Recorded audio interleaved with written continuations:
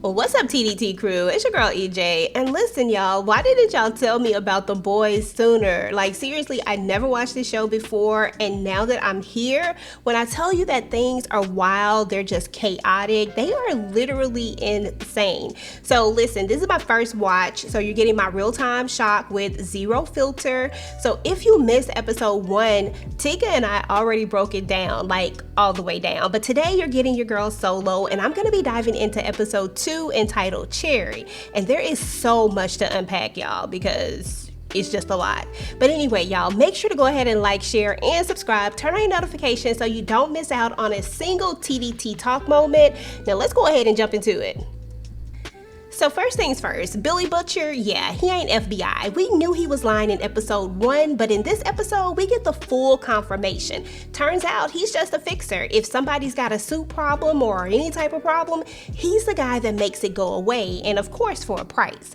Now Hughie, he's knee deep into this mess, and Billy hits him with the, they know what we look like, so we in this together. And I'm just like, sir, this is not a friendship bracelet. Like, this is like a hostage situation at this point. But we are going to meet Frenchie, who is Billy's friend, who he actually owes money to.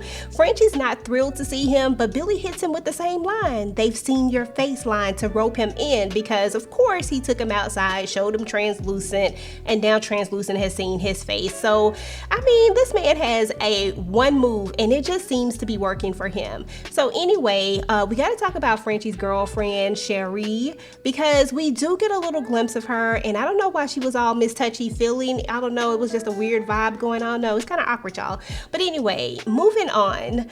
Meanwhile, there's a little boy who's dying, and his dying wish is to meet Translucent, right? The problem is that Translucent is currently in Billy's trunk. So Voight sends A-Train instead. And when I tell you that this was awkward, this boy does not care about the world's fastest man. He just wants his invisible fave. And A-Train, bless his heart, y'all, he is not media trained at all. He is a PR disaster.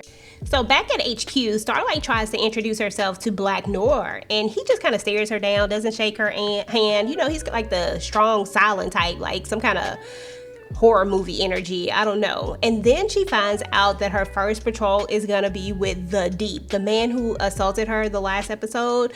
But the social media numbers, people say that they like it when there's chemistry, when there's two of them together. So guess what? She's stuck. So anyway, y'all, this is a business, not a hero gig, and it just is what it is.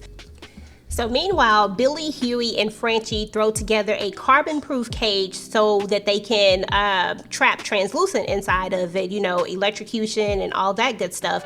And even Hughie puts together this whole thing to block the signal because of course they have trackers in them. Now elsewhere, we're gonna see that the Deep is spinning the Baltimore mayor's plane crash as engine failure, but we know that Homelander did it, right? And speaking of Homelander, he drops by Madeline's office for some interesting small talk, y'all. He tells her that she's so cool for having a baby at her age, and I'm just like, sir, what? That is not a compliment at all, like zero compliment. We're also going to find out that Homelander acted alone when he took out the mayor. He overheard the blackmail conversation with his super hearing and decided to handle it, right, for Madeline. Yeah, these are red flags all around, y'all. I'm telling y'all, something ain't right with Homelander.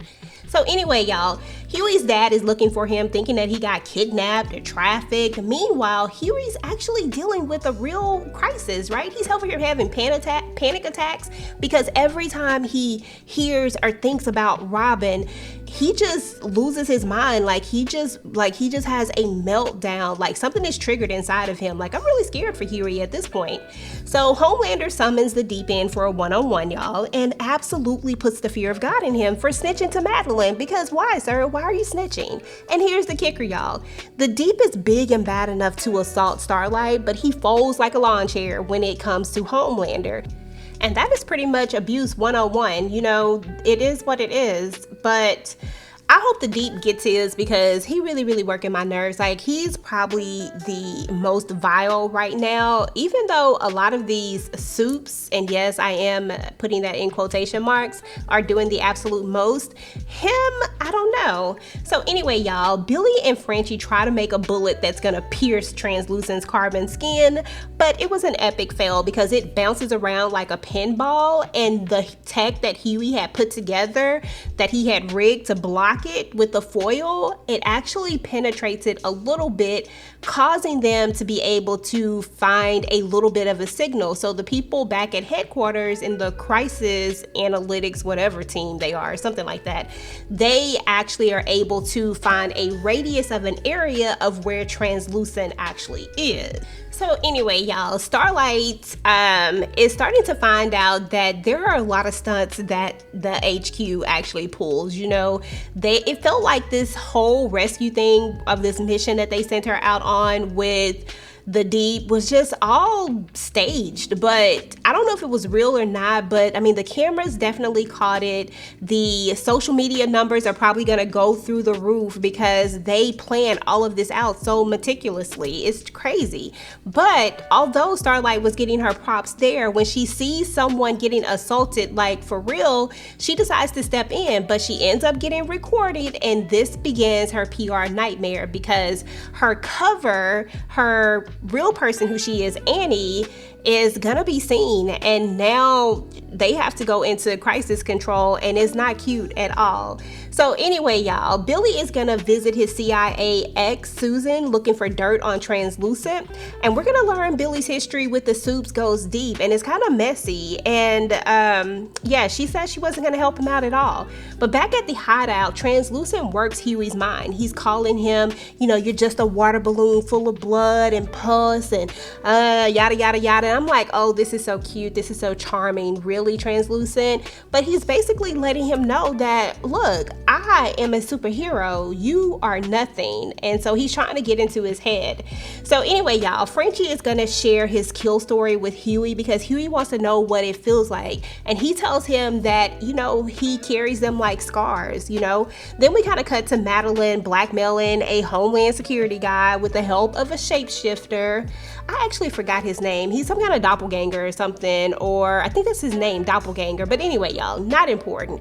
She ends up blackmailing him because at the end of the day, she's trying to get the Soups into Homeland Security. And I'm just like, really, why would we want the Soups anywhere near Homeland Security? So she starts out, she has the doppelganger start out as this gorgeous woman and ends up being this large hairy man in bed with him. So of course, you know, they play dirty. This is what they do. This is how Voight operates. So that's how she's gonna get him to try to at least present the bill, and I'm pretty sure she has some other underhanded tricks, which we will probably find out in later episodes as to how she's probably gonna be able to get them into this. So anyway, there's Homelander, y'all. He's just standing outside, laser focused on Madeline while she's pumping milk, y'all. It's so weird. And I mean, he's just watching. It's giving creepy enjoyment vibes. Like, Homelander is a full-blown weirdo at this point. So anyway, y'all, it was a lot going on in this episode, and we cannot miss out on the most major part of them all. When Homelander finally goes into the crisis management or analytics team and asks them, like, look, listen, where was Translucent at? I'm gonna go out and look for him myself. He goes out to look for him, and then he gets into the radius. He finds Frenchie, who is outside, who told Sherry to go to basically blow up the building so that Homelander could get lured away. They found a way to actually unalive Translucent. They knew that, like a turtle, he's hard on the outside, but he has to be soft on the inside. So they were able to penetrate him, and I do mean penetrate him, in an effort to push a button so they could pop him, you know, like a cherry. So there's that. Now, because all of this other stuff is happening, Hughie is left on the inside with him. So Translucent finds a way to get out of the cage. He pees in a glass, throws it on the voltage thing, and of course he's able to get out. Then he thinks he can just talk his way out of it. And I guess everybody thinks Hughie is a little punk, like Hughie ain't gonna do it. But Hughie had one of them moments where he just went dark and pushed that button, and boom. Translucent just went all over the place, y'all. It was nasty, it was gross, but I wasn't mad at it because Translucent, like, why?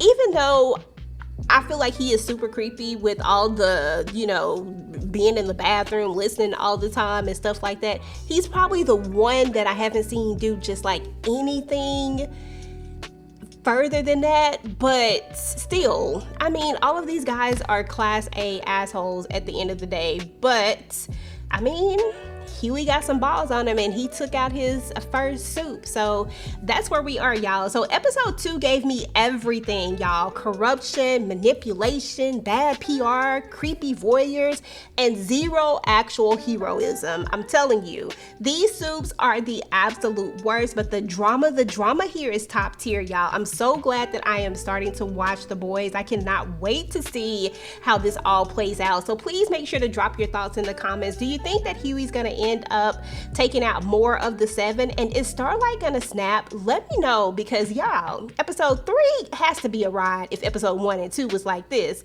So anyway, y'all, again, do not forget to like, share, and subscribe to the channel. Turn on your notifications so you don't miss out on any of our future TDT talks. Peace.